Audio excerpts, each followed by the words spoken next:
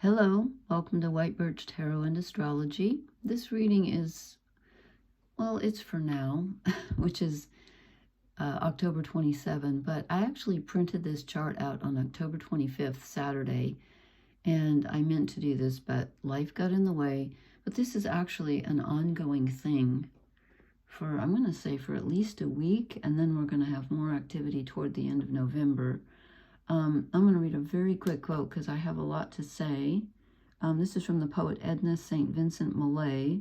She said, "The soul can split the sky in two and let the face of God shine through."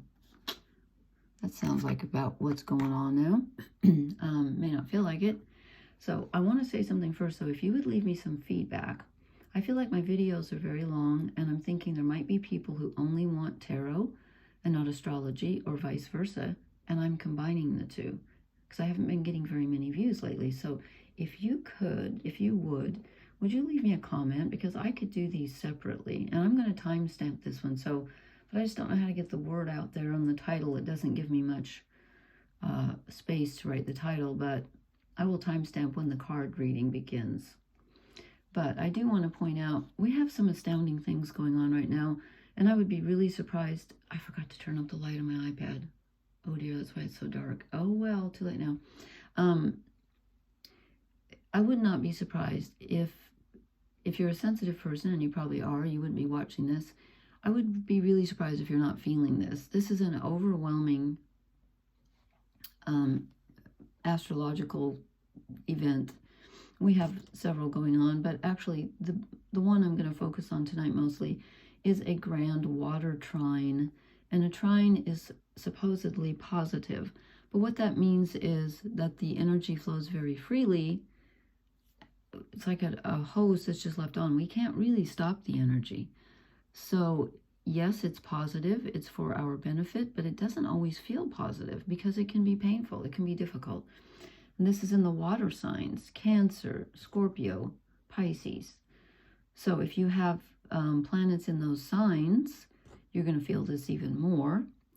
And if you don't know what your chart is, and you can go on astro.com. If you need some help, leave me a message in the comments.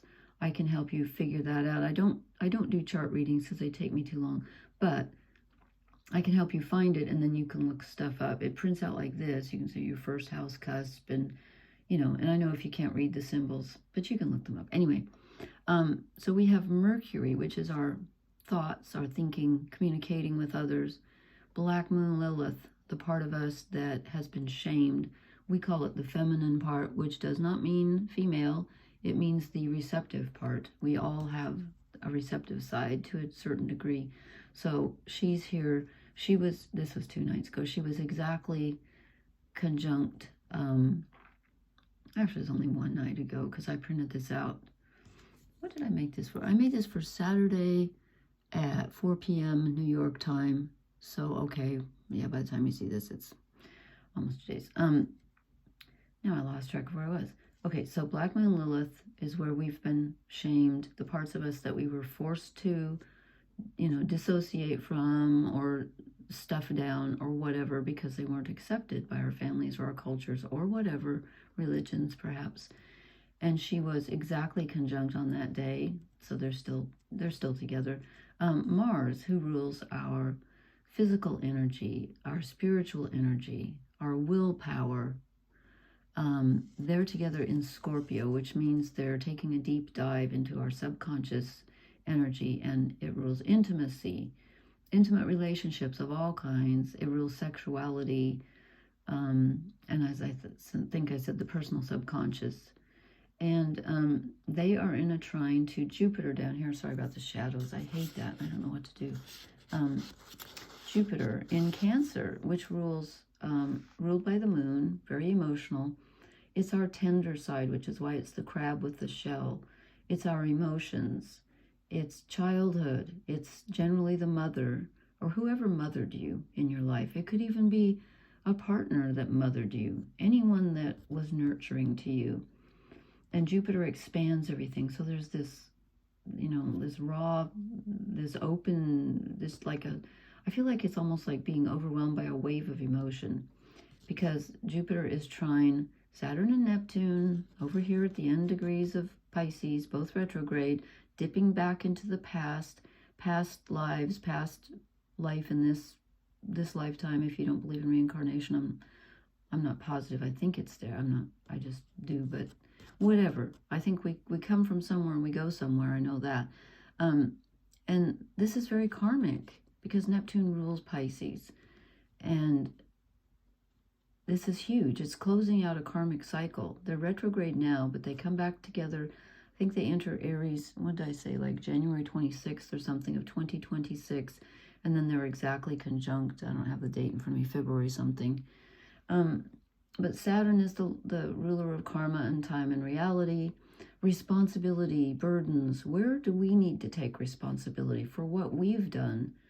It's almost like, it's like looking in the mirror and looking at what you've done, how you've treated other people on an emotional level, whether consciously or unconsciously, because a lot of times we do things we don't mean to do. Then decades later, we're like, oh my God, why did I do that? Or why didn't I do that? And then trying to process it mentally and accept the parts of ourselves that have been shamed and turn it into a positive thing. Pisces is all about unconditional love, and we need to nurture ourselves and forgive ourselves. And then hopefully we can do that either at the same time, or it doesn't matter which one you do first, whichever pops up for you. It's about forgiving the people that weren't there for you when you needed them. And again, it could be a partner. Since it's in Cancer, I'm thinking that the initial, the initial wounding, the initial lack or whatever was in, and not that Jupiter represents lack because he doesn't, but when it's trine Black Moon Lilith like this, and, I'm just like, this is old stuff coming up to be healed. And now I interrupted myself again. It's anyone that was there for you or not there for you when you needed emotional nurturing. It's dealing with all of that, okay? And then we still have this ongoing mini grand trine between these outer planets, Pluto, Saturn and Neptune, and Uranus in Gemini, Aquarius, and Pisces. It's a mini grand trine, but it's out of our control. It's bigger than we are because it's the outer planets. And so there's this feeling now of, here's the personal planets. Lilith isn't a planet, but personal energy, and it's contacting this bigger outer energy, and we really don't have control over that. What we can control is how we respond to it. Can you be open to whatever comes up? Can you be compassionate? Can you allow yourself to process it without shoving it aside or blaming others or feeling like a victim? It's okay to feel like a victim for a while. And this is about our old stories come back. And it really bothers me, just as a personal thing of mine, it really bothers me when people say, oh, your story never happened, it's just a story. And I think to myself, no, it really did happen, or I wouldn't have scars. It did happen. Now, do we have to let our old stories define us for the rest of our lives? No. Do we have to let what happened to us dictate our actions? No. Sometimes that's unavoidable until you take the deep dive and deal with it, which is what it's asking us to do right now. So don't blame yourself if you're like, oh my God, I'm however many years old. Why am I just now realizing it? Because you just are. That's okay. But I get bugged when people say, oh, your story never happened. Yes, it did. You can change it, though. That's the good news. Is it easy? No. Is it painful? Yeah, usually. Is it a good thing when you do it? Yeah. The word that comes up here is purging, which, isn't really much fun, especially, I don't know. There are different ways to purge, but oftentimes, it's like if you go in and you have a splinter in your foot or something, it might hurt when the doctor removes it, especially if it's in your heart or wherever. But afterwards, after the throbbing, ceases, you're going to feel better afterwards. And we also, and this was a couple days ago, but it's still valid, although the sun is probably now at, 4 degrees. the sun was squaring Pluto. So again, here's our personal, our willpower, our conscious selves tripping up against the squares, like knocking your knee on the coffee table when you're walking across the room, tripping up against the Pluto rules the subconscious, and he's in the sign of the collective consciousness, which again, what's happening in the world is affecting all of us. And the more sensitive you are, the more you're going to feel that. And this is really like tuning us into the world's karma and our karma. And when these planets move into Aries, we get to untangle the mess and say, okay, wait a minute. Which part is mine? Which part is my identity? And we're all part of the one. That's Pisces, the one, the collective. And this is the collective consciousness. This is the collective unconsciousness, Aquarius and Pisces. And they're both being activated. So what's going on in the world is affecting us. I know it affects me. But we do have some sovereignty over how we deal with it. And so you may have had some realizations a couple of days ago and still going on. This is going to go on for like a week. And then like the 24th of November through the 30th, Venus is going to be right here. And then she's going to be so then that's when it resonates through our relationships, and we might have difficult conversations with people, but they might be necessary. So, okay. Anyway, please let me know if I need to write down the time, because I said I was going to let people know when the card reading starts. So I have pulled, let me write down the time. What is it? Okay. I have pulled 3 of my new deck, the Shaman's Dream Oracle cards. And I really like this deck, but in a way I don't, because I don't get to do an interpretation, because the interpretation, I kind of do actually. I do, in light of the astrology, etc. But it's not the same as reading the cards. So next time I think I will just pull tarot cards. But this was such big energy, I thought this might be helpful. And it's really interesting what I got, I think, because we got Sky Dancers, surrender, yay. And I know that I've talked a lot about surrender, and you're probably tired of it. And honestly, I'm tired of it too. But with Saturn and Neptune at the tail end of Pisces, there's really not a lot that we can do. I'm not saying to give up. There's a difference between giving up and surrendering. And I marked this since I'm not really familiar. I just want to see if I just want to make sure I don't miss something. It says liberation from attachment and surrender. When a sky dancer appears, she is inviting you to welcome the deepest power of the feminine into your life. You have already overanalyzed your situation to exhaustion. Now is the time to invite the sacred feminine, the wisdom within your heart, no matter your gender, to guide you to success. Now, I will say that with Mercury involved, we are going to be mentally processing some things, so don't beat yourself over the head if you are doing that. But this says, the Sky Dancers are heralding the arrival of a new relationship with yourself, in your work, or in your love life. Do not assume that this person or opportunity will rescue you.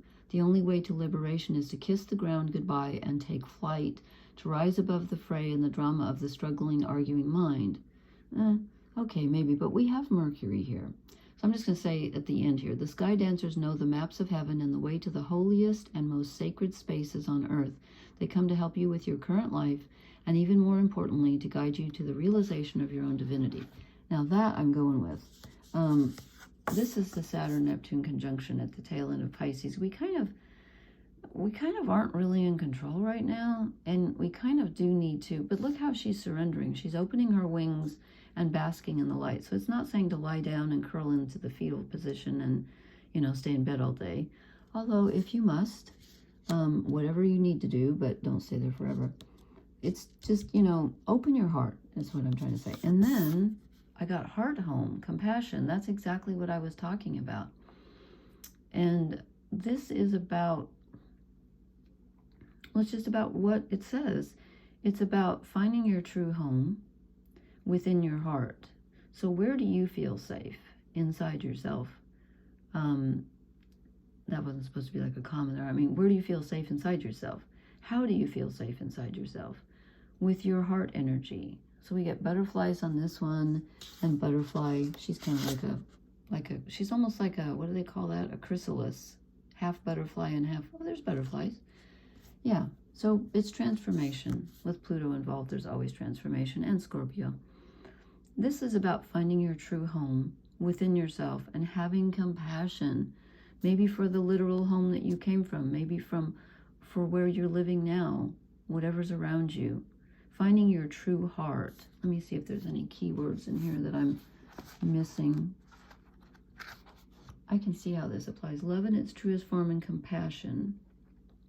When you feel like you do not belong anywhere, it's time to make your way back to your heart home. This is your true home. You are being called back to the quiet place where your soul resides. Put everything on hold for a short while. You are being offered the experience of love in its purest form, unconditional and unbounded. Okay, oh, now this book says what I don't believe. I'm not reading that. Empty yourself of all judgments and preconceptions and allow Spirit to fill you with the sweet nectar of peace. There's some analyzing here with Mercury, so I beg to differ. But this is about having compassion for yourself, for the home you came from, for the people you have loved throughout your life, and finding what you can hold on to that has been true to you. No matter if it's a pet or no matter who it was, yourself, whatever, there's something that you can hang on to. Maybe it's the ocean, maybe it's your cat, I don't know. Hopefully it's someone you can think back on. And then beloved, radical acceptance. I think this is looking back on the people we've loved and who've loved us. And I was thinking about, like, when you live with parents, and how many of us don't. When you live with parents who didn't give you exactly what you needed, it's not because they didn't want to, it's because they couldn't. And I mean, some people do things intentionally, and there's that. But most of the time, it's because they didn't know how. So I was thinking about that tonight, and I said to myself, if my parents would have seen someone like driving a car that was going to hit me or something, would they have jumped in front of the car to pull me away? Yes, I know they would have. Did they give me emotionally what I needed? No. No, they did not. Did they do some bad things? Yeah. Did they do them on purpose? I don't think so. That's for you to answer. But this is about radically accepting yourself and whatever, whatever you need to accept. The more you can accept, the better, especially shamed parts of yourself. It says the object of affection, radical acceptance, and loving what is. Recognize the many faces of the beloved and welcome them into your heart. You will be so glad you did. And again, I'm not saying to let people, pull one over on you, or you have to accept bad behavior or whatever. No, it's always good to have your boundaries. But this energy is really, I think, dealing with the past in so many ways, and karma, and I think it will behoove all of us to let our emotions flow through us, not to hold on to them. This will kind of like remove whatever's stuck in there, and that's a good thing. That's a really good thing. And then you'll feel better afterwards and be more intuitive. In the meantime, it can be a little tricky. And I'm going to try to, like I said, I'm going to try to post again in a couple nights. I'm sorry that I didn't get to this earlier, but things have just been crazy. And I'm experiencing all of this in my life. This is a lot of stuff. We have, as I said, we have Mercury, Mars, the sun's involved with Pluto, Black Moon Lilith, and then in a couple weeks, it's going to be Venus. Wow. So please leave me a comment and let me know if you'd like me to split the astrology and the tarot. Let me know how this resonates. I hope this finds you doing well. Thank you so much. Please hit the like, share, and subscribe buttons also, and I'll talk to you later. Blessings. Good night.